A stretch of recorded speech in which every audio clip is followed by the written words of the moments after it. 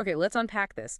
Before we even, think about touching an electron or defining a magnetic field, we really have to learn the absolute foundation, the deep grammar, you could say, of electromagnetism. That's a great way to put it. Grammar. Yeah, so this isn't quite a deep dive into electrical physics yet. It's more about the vector calculus that describes it all. Yeah. We're learning the language of fields. Precisely. And our mission today really is translational. We're taking these 4 great theorems of vector calculus. They look kind of scary abstract math, right? Definitely. And we're translating them into tangible, intuitive physical ideas. So when we talk about divergence, you should actually see sources and sinks in your mind. Oh, okay. And when we talk about curl, you should visualize rotation like little eddies. These concepts, flow sources, rotation, they're the tools you absolutely need for handling fields like the electric field E or the magnetic field B. And it's a complete toolkit we're building today. We'll focus on how fields move across distances, surfaces, volumes. We'll cover line integrals, then flux, the concept of divergence, which gets us to Gauss's theorem, Right. then circulation, and finally curl, which is tied up with Stokes Theorem. So yeah, let's dive right in. We'll start small with the line integral of a vector field, and specifically the gradient of a scalar field. That's Nablas. Okay. So think of the scalar field Fipper, maybe like a temperature map across a room or a topographical map of hills and valleys. Landscape. Exactly. Huh. And the gradient, Nablasi, that's the vector that always points. Well, it points in the direction where things are changing fastest. Steepest descent. Right. It shows you the quickest way uphill, basically. Okay. Now, here's the first really profound idea we hit. It's the fundamental relationship for the gradient. If you take the line integral of this gradient, Lapsi, as you move from some point 1 to some point 2, maybe along a really squiggly path. Yeah. The result is incredibly simple. Right. It's just the difference between the scalar values at those 2 points. Right. The 2 process 2. Hold on. So, like, if I walk straight up a hill from point A to point B, and you took some crazy mile-long zigzagging route to get to the same point B, Right. we both end up with the same net change in elevation. That's what this integral is saying. Exactly that. The key conceptual insight here is path independence. The integral depends only on the start point 1 and the end point 2. The path you took doesn't matter at all. Wow, okay. And that's crucial for potential energy later, right? Conservative fields. It's the absolute bedrock of conservative physics, yeah. If we switch from just any scalar field dealers to thinking about a force field, this principle means the work done by that force, let's say gravity, is path independent. Oh, okay. If you lift a brick, the energy it costs you only depends on the final height, not whether you lifted it straight up or, slid it up a long ramp. So why is that so important? Like, what if it did depend on the path? What would go wrong? That's a critical point. If the integral did depend on the path, think about it. You can maybe find a closed loop. You start at point A, go around, end up back at point A. Right. But if the path mattered, you might find the net work done wasn't 0. You could potentially gain energy just by moving something around this loop over and over. Oh, like a perpetual motion machine? Essentially, yes. It would violate the conservation of energy, which we know holds for these fundamental fields. So this path independence is non-negotiable for defining things like potential energy and potential fields consistently. Okay, next step. We zoom out from just a line integral to thinking about a whole closed surface, and we define flux. The flux, okay. So if you imagine a vector field, a mass BFCD, maybe think of it as the velocity of water flowing, or the source uses the example of heat flow. Math BFCB, flux measures the total outward flow of that stuff, whatever it is, through a closed surface. Let's call it S. So it's like we have a box, and we're measuring how much water is pushing out through the walls of the box. Exactly. Yeah. And critically, we only care about the part of the flow that's perpendicular to the surface. Yeah. The part going through it, not along it. Right. So it's the integral of that normal component of the vector dotted with the little area elements over the whole surface. Precisely. Let's stick with the heat analogy from the text. If we have that closed box and there's heat flowing around, represented by the vector, math BO, then the total flux out of the box has to equal the rate at which the total heat energy inside the box is decreasing, assuming heat isn't being created or destroyed inside. Yeah. Right? Just conservation of energy in that volume. Okay, that makes sense. Conservation over the whole volume. But how do we connect that big picture idea, the total flux, to what's happening locally, like right at some tiny point inside the volume? Great question. That's exactly where divergence comes in. The divergence, written in abscot, that's BFC. The del dot C. Right. The divergence is the local measure of flux. Imagine a tiny, tiny little cube right there in your fluid flow. We look at the flow going into each of the 6 faces and the flow coming out. If more stuff flows out of that tiny cube than flows in, well, there must be something inside that tiny cube generating the flow, a source. So divergence is measuring the sourciness at a point, the rate of outflowing flow per unit volume. Exactly. If the divergence is positive at a point, that point is acting like a tiny faucet, a source. If it's negative, it's like a tiny drain, a sink. It's sucking stuff in. Got it. Source or sink. And this microscopic relationship, this local measure, it generalizes beautifully into the second great pillar theorem, Gauss Theorem, sometimes called the Divergence Theorem. Okay. It provides the mathematical proof connecting the 2 scales.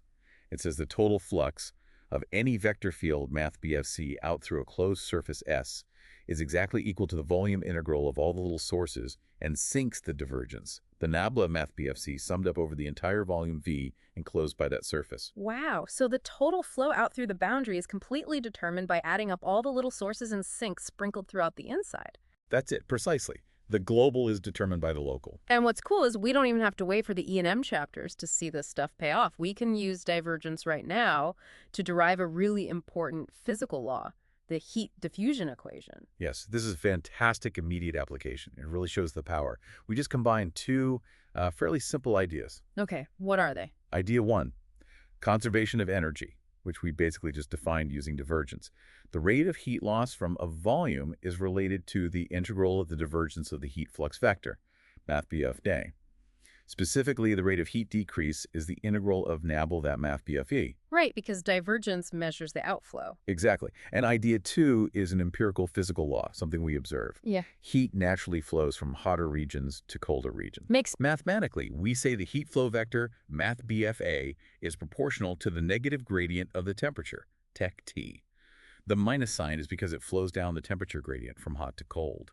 And kappa is just a constant telling us how well a material conducts heat. Okay, so heat flows downhill on the temperature map. Got it. So now we just pluck that physical law, math PFE into our conservation statement.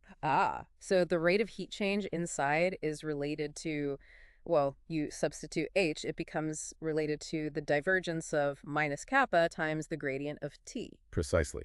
Which, assuming kappa is constant, involves nabla T, the divergence of the gradient of the temperature. And that combination, divergence of the gradient, that gets its own special symbol, right? The Laplacian. Yeah. That's right. The Laplacian operator, written a nabla 2 del squared. It's fundamental.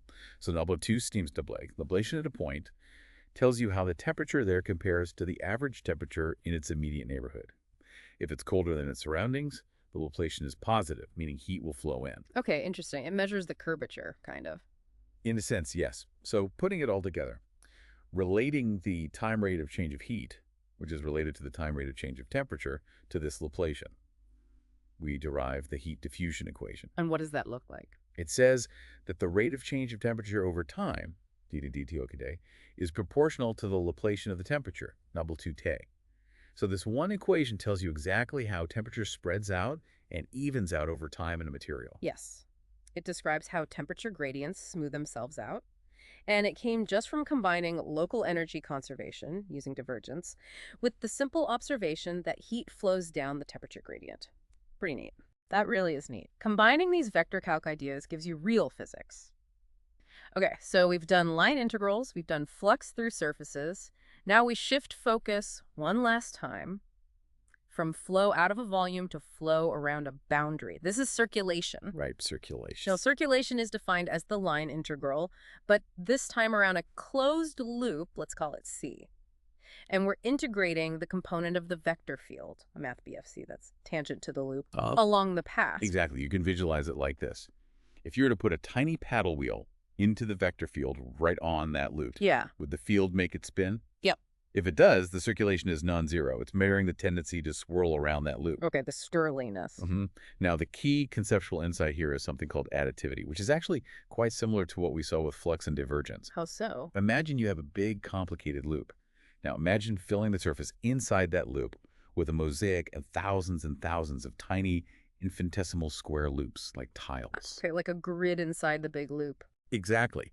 The amazing thing is the total circulation around the big outer boundary loop is exactly equal to the sum of all the tiny circulations around all those little internal loops. Whoa, how does that work? It's quite elegant, actually. Think about any internal line segment that forms a boundary between two adjacent tiny loops. Yeah, an edge they share. The vector field contribution along that edge is counted once for loop A, going one way. And it's counted again for loop B, but going the opposite way, because the loops run in opposite directions along that shared edge. Ah, so they cancel out perfectly. They cancel out perfectly everywhere inside the big loop. The only contributions that don't get canceled are the ones right on the outermost boundary of the whole mosaic. That's clever. So the sum of all the tiny swirls adds up to the big swirl around the edge. Precisely. And this additive property, this idea of summing up local effects, leads us directly to the concept of the curl. Nabla times math-BFC. Right. Just like divergence was the measure of the sourciness per unit volume. The curl is the measure of the microscopic rotation, the circulation per unit area. Okay, so divergence is outflow per volume, curl is swirl per area. You got it. We can visualize this again with that infinitesimal paddle wheel. Imagine placing it not on the loop, but just anywhere in the field.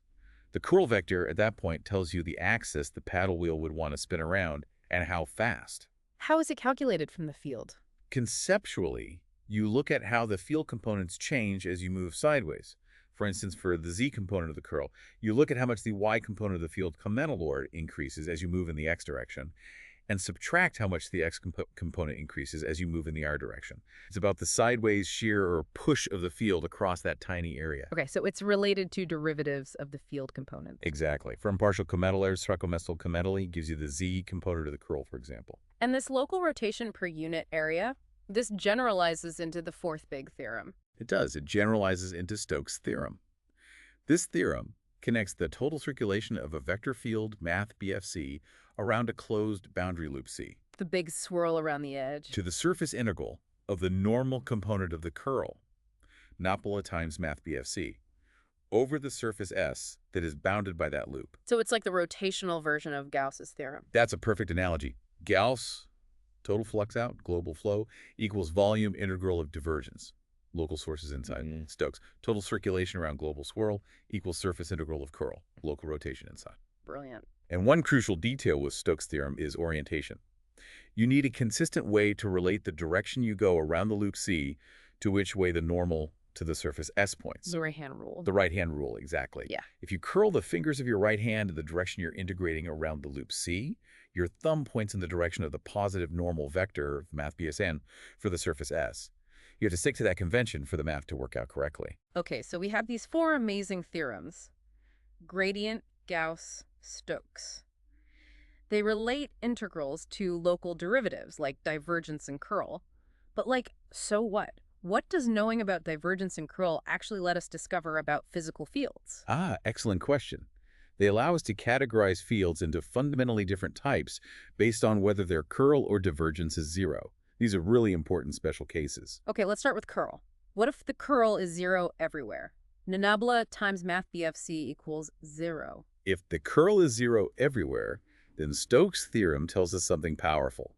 Remember, Stokes says the circulation around any closed loop C is equal to the integral of the curl over the surface inside. Right. So if the curl is zero everywhere, then the integral of the curl is always zero, which means the circulation around any closed loop must also be zero. And zero circulation means path independence, just like we talked about with the gradient. Exactly. If the line integral around any closed loop is zero, it means the line integral between any 2 points A and B is independent of the path taken. Which means the field can be written as the gradient of some scalar potential function, math BFC now.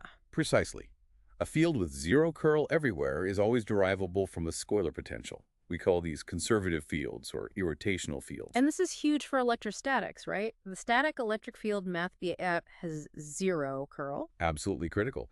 Because Modapom's math BFE, we know we can define an electrostatic potential V, such that math BFE is going nabla VD. This simplifies everything enormously. The field has no swirl. You can map its entire structure just using the hills and valleys of the scalar potential V. Okay, so curl-free means potential field, path independence, no swirl. What about divergence-free? What if nabla math BFC equates 0 everywhere? If the divergence is zero everywhere, we look at Gauss's theorem. Gauss says the total flux out of any closed surface S is equal to the integral of the divergence over the volume V inside. So if divergence is zero everywhere, Then the integral of the divergence is always zero, which means the total flux out of any closed surface must also be zero. what does that mean physically? Zero flux out of any box. It means there are no sources or sinks anywhere in the field. Whatever flows into any imaginary volume must flow back out. No field lines can start or stop within the volume. So the field lines must form closed loops or go off to infinity. Exactly. They can't originate from a point source or terminate on a point sink. We call these solenoidal fields. And the classic example is the magnetic field. Math BFB is the perfect example. One of Maxwell's equations is literally Math BFB A to dollar. There are no magnetic monopoles, no sources or sinks for the magnetic field. Its field lines always form closed loops. So curl-free relates to potential, divergence-free relates to sources sinks, and closed loops. And there's one more fascinating mathematical connection here. A fundamental vector identity, which the source mentions as sort of a necessary consequence, states that the divergence of a curl is always zero. For any field math BFC, Vol.2 must equal zero. The divergence of the curl is always zero. What does that mean? Think about it physically. The curl, Nobel times math BFC, represents the swirly part of the field. Yeah. Taking the divergence of that asks, does this swirly field have any sources or sinks? And the answer is no. A field that is purely rotational, purely swirl, cannot originate from a point source or disappear into a point sink. Its field lines, representing the curl vector itself, must form closed loops. You can't have a source of pure rotation. Wow, okay. These mathematical constraints really define the structure of possible fields. Hashtag outro. So to wrap things up, you've now really encountered the essential mathematical language for studying E&M. We defined 4 core relationships today, built around these vector derivatives. Let's recap them. Okay, 1. The fundamental theorem of gradients. The line integral of a gradient just depends on the endpoints, path independence. Got it. 2. We define flux, measuring flow across a surface. Okay. 3. Gauss's theorem, or the divergence theorem, says the total flux out of a closed surface equals the volume integral of the divergence the sources inside. Global flow equals summed local sources. Okay. And 4. Stokes Theorem, sometimes called the fundamental theorem of curl. It says the total circulation around a closed loop equals the surface integral of the normal component of the curl, the rotation, spanning that loop. Global swirl equals some local rotation, okay? Yeah. And these 2 big integral theorems, Gauss and Stokes, they aren't just, handy tools for solving problems. They are really the heart of the conservation laws in physics. And they form the basis, the integral form, of 2 of Maxwell's equations for the electric and magnetic fields. Exactly. When we later combine these static relationships with how things change in time, we'll arrive at the full dynamic picture described by Maxwell's equations. So by really getting an intuitive feel for divergence, what it means for sources and sinks, and for curl, what it means for swirl or rotation, you've basically unlocked the mathematical bedrock for all of E&M. You now have the language needed to read the physics. You can visualize what the equations are telling you about the fields. Fantastic. Well, thank you for joining us for this deep dive into the language of fields. Go forth, visualize those vectors, and integrate.